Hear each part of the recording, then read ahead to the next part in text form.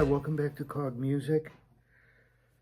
This is I'm hoping to be the last stage of the Chibanez series. I got everything set up as far as string height, pickup height, and intonation.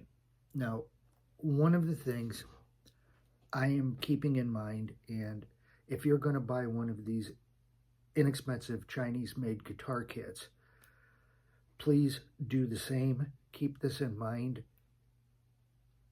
You're only going to be able to get certain things so good. Expect imperfection. It's not an expensive guitar. What I'm trying to get at is it took a lot of adjustment to the saddles. Now the high E string,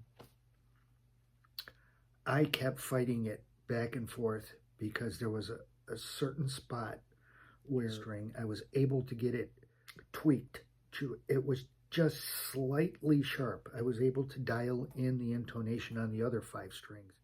Just a hair of a turn counterclockwise, it would go sharp. I had to refine that spot where it was just slightly sharp and just be happy with it. I had things I thought pretty well dialed in, and I gave it 48 hours. Go back and check everything. String height, dead fret spots, bend to the neck. Because now that it's set and it's had that string tension on it for a couple of days, it's wood and it can change. It can bend slightly. You might have to readjust the saddles.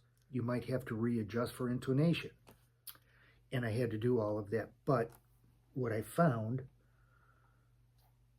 the high E string, this is the 12th fret,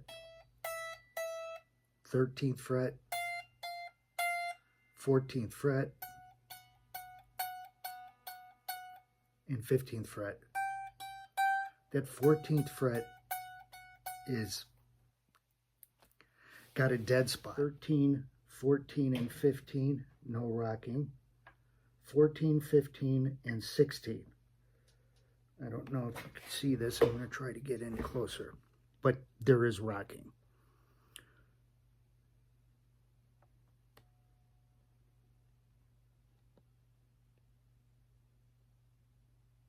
See that movement? Which means the 15th fret is high. So I'm going to try to address that with some filing and then some polishing. I loosened up the high E string a lot and moved it over so it'll go to the outside and stay underneath the top of the pickups. So I've done some filing to just the outer edge of that fret. I have retuned up the string, and at the 12th fret, 13th fret, 14th fret, 15th fret,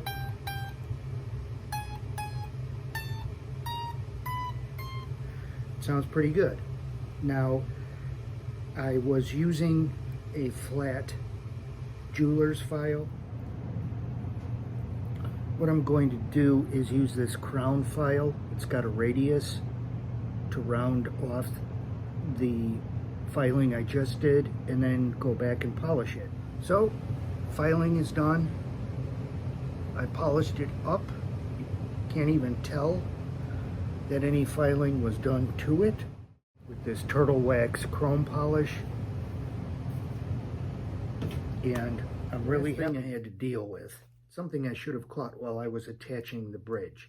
The pocket, the oval slot that's milled all the way through the body to the backside was off center to the pre-drilled holes where the bridge would attach on the top of the body. I'm going to show you some pictures demonstrating the rubbing that I was getting from one side of the drop-through portion of the bridge on one side of the slot.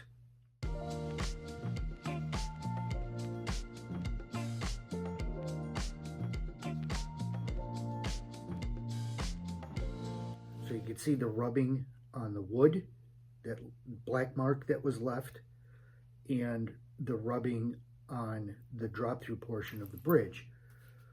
I dealt with it, got my Dremel tool, added round wheel with sandpaper over it, and cleared out more clearance on that side where it's rubbing.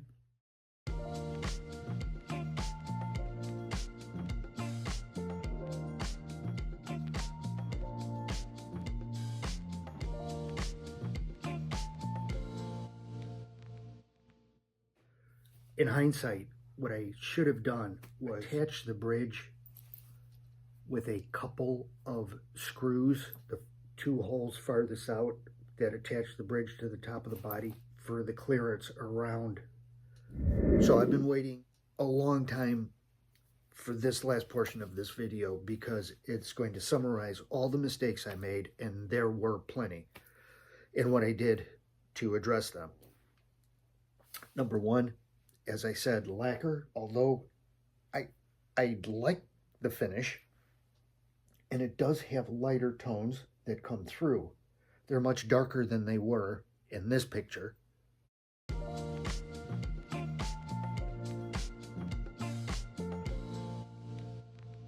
And I really, really liked the way the body looked. Lacquer darkened it. Polyurethane will do the same. The polyacrylic, I probably should have tried a different cap to see if that would alleviate that spitting problem I was having. Polyacrylic is the best choice. It's clear as far as coating and protecting the stained wood and not changing the color of it. Number two, I also talked about painting the saddles. I don't regret doing it. I like the way that the black look came out as opposed to the stock chrome look of it, including the tuners. But as far as the saddles go, I should have masked off portions where there is string contact made with them.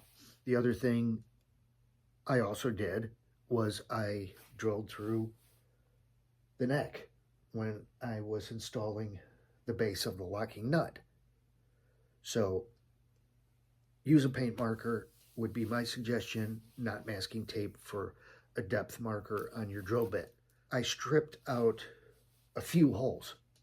I mentioned in a previous video just not over tightening, and I didn't think I was, but with mahogany not being the hardest of woods and constantly having to screw and unscrew, removing and reinstalling covers when I thought I had everything taken care of and finding out I didn't, taking off the cover, putting it back on, and having done that multiple times,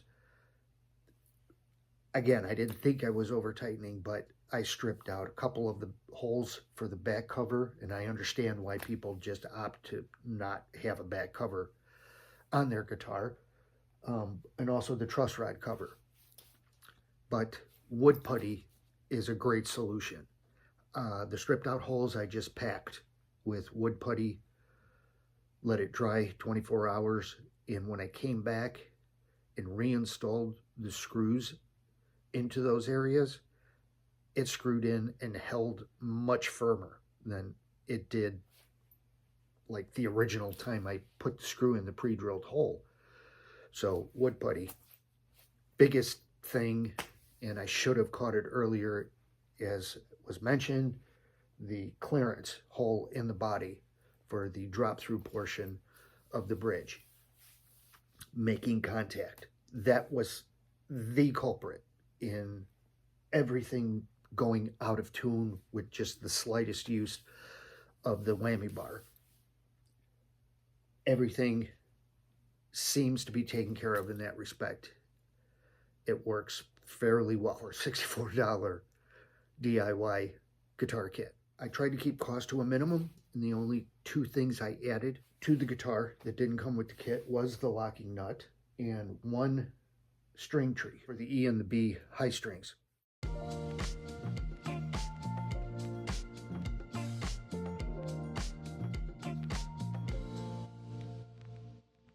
They were extremely inexpensive. I got them off of Amazon. As far as the locking nut goes, I stripped out 2 of the clamp threaded holes. It's aluminum. The clamps in the base are aluminum. The bolts that hold the clamps on are steel. And again, constantly screwing in and taking them off, and very much admittingly over tightening them. What I found worked great with a screwdriver, with the cover screws, and the bolts that clamp down the locking nut. Use my index finger and thumb, and only that. Allen wrench, go till it's firm and stop. Same thing with the screwdriver and those cover bolts. Just screw, it stops, you stop. Doesn't need to be any tighter. But overall impressions of this guitar. Now, I am extremely pleased with the fact that it was only $64 and it plays as well as it does. It took a lot of work setting up. All of that factors into a good playing guitar versus a poor playing guitar. And going along this journey and finding out things that need to be addressed, that I was going to have to undo things I already did to address them, factor all this crap in early and avoid taking off and undoing a lot of the work you've already done. That's my biggest suggestion. But as far as playability, let's check that out.